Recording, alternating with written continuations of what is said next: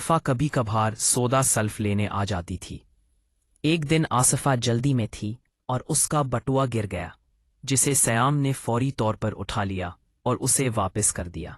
ये एक बहुत ही मामूली सा वाकया था, मगर उसने दोनों के दिलों में एक दूसरे के लिए एहतराम का बीज बो दिया।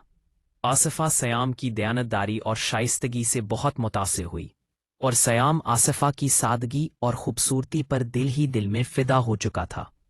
इस दिन के बाद से जब भी आसिफा बाजार आती, सयाम की निगाहें बे-इख्तियार उसका ताक़ुब करती, और आसिफा भी सयाम की तरफ एक सरसरी सी निगाह डालकर गुजर जाती, मगर उसके दिल में भी एक हलचल ज़रूर मचती। इनकी मुलाकातों में बेसाख्तगी थी, एक ऐसी मासूमियत जो किसी भी किस्म के दुनियावी लालच से पाक थी। सयाम को आसिफा की किताबों से मोहब्बत, उसकी दूसरों की मदद करने की लगन बहुत पसंद आई। उसे ये भी अच्छा लगा कि इतने अमीर घराने की होने के बावजूद आसिफा में कोई गुरूर नहीं था। वो आम लोगों से घुल मिल जाती थी और हर किसी के दुख सुख में बराबर की शरीक होती थी। सयाम उसकी सादगी, उसके बोलने के अंदाज, उसकी हर अदा पर मर मिटा था। वो उसके बारे में सोचते हुए कभी नहीं थकता था, रातों को जागकर उसके बारे में तसव्वुरात बनाता। उसे लगता था कि आसिफा सिर्फ एक लड़की नहीं, वो उसके लिए एक रोशनी है, एक उम्मीद है जो उसकी तारीक जिंदगी में आ गई थी। आसिफा को भी सयाम की मेहनत, उसकी दयानत, उसकी शराफत और उसके बड़े ख्वाब बहुत मुतासिर कुन लगे।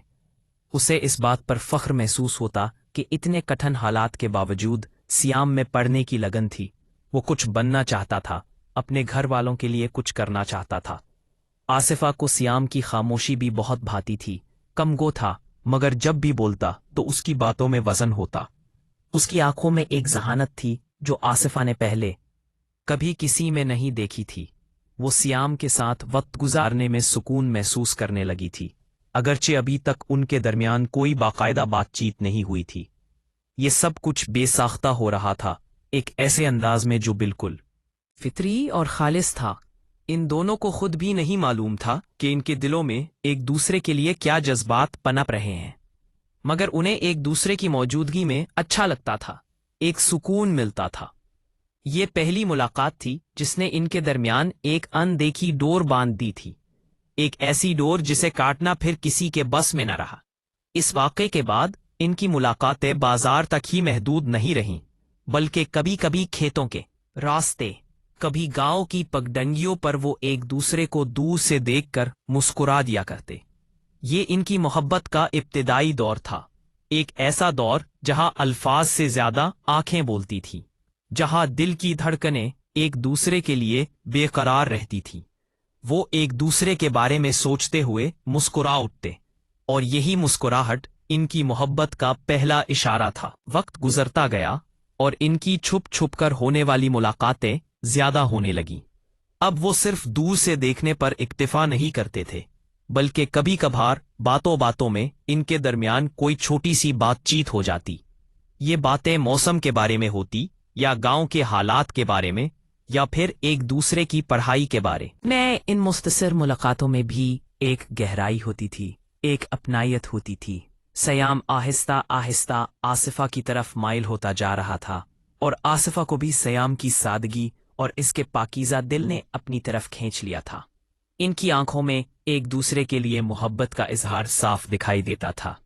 वो दोनों अपनी मोहब्बत के बारे में किसी को बताने से डरते थे, क्योंकि उन्हें मालूम था कि उनके समाजी और माशी हैसियत का फर्क एक बहुत बड़ी रुकावट बन सकता है।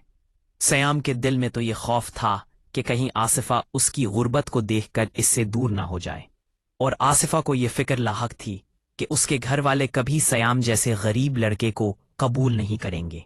मगर मोहब्बत इन तमाम खदशात से बेपरवाह आगे बढ़ती चली गई। एक दिन गांव के किनारे एक पुराने बरगद के दरख्त के नीचे, जहां वो अक्सर छुप छुप कर मिलते थे, सयान ने अपनी तमाम तर हिम्मत जमा करके आसिफा से अपने दिल की बात कह डाली। उसकी आवाज कांप रही थी, उसके हाथ पसीने से भीग रहे थे, मगर उसकी आंखों में सच्चाई की चमक थी।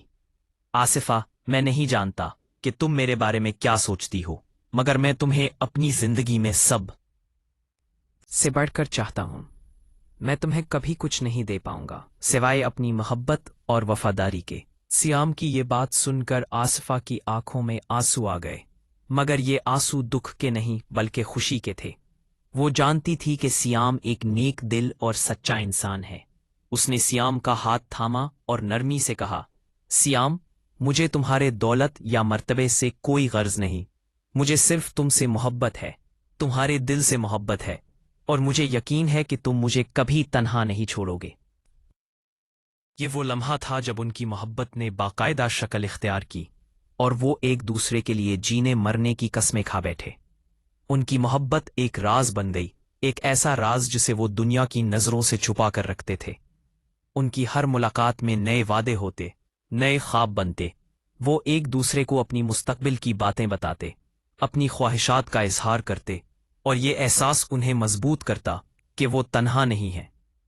उनकी मोहब्बत फूल की तरह खिलती रही, मगर उस मोहब्बत के गिर्द कांटों की बाढ़ भी उठने लगी। सबसे पहले तो गांव के लोगों की नजरें उन पर पड़ने लगी। छोटे गांव में बातें छुपती नहीं, और जल्द ही उनके बारे में चाहा मगोइयां शुरू हो गईं। देखो, आसिफा इस गरीब सियाम से मिलती जलती है, उनके दरमियान कुछ चल रहा है। ऐसी बातें हर गली कूचे में सुनने को मिलने लगी। इन बातों ने आसिफा के खानदान तक भी पहुंच बना ली। आसिफा के वालिद, जो कि एक मुअज़्ज़िज़ और सख्त मिजाज शख्स थे, उन्हें ये बात बिल्कुल भी पसंद नहीं आई।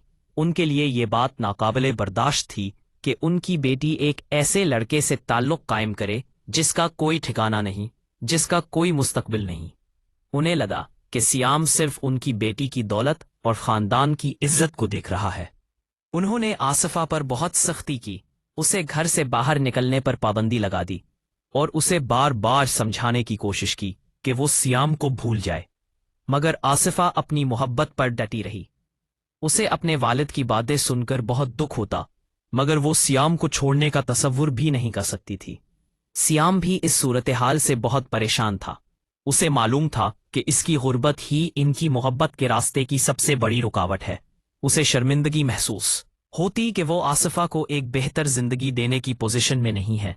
वो रातों को जाग जाग कर ये सोचता कि वो क्या करे ताकि आसिफा के वालिदैन उसे कबूल कर ले।